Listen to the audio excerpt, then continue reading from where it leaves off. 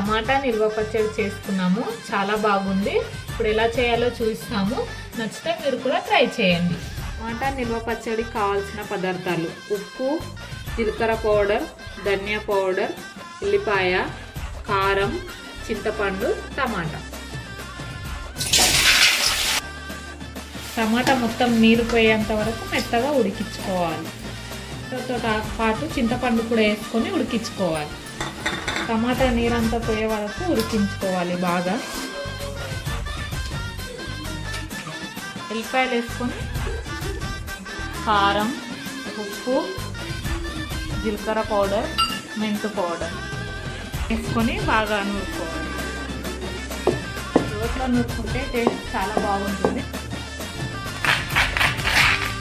నూనె, ఆవాలు, జీలకర్ర, కరివేపాకు, పసుపు.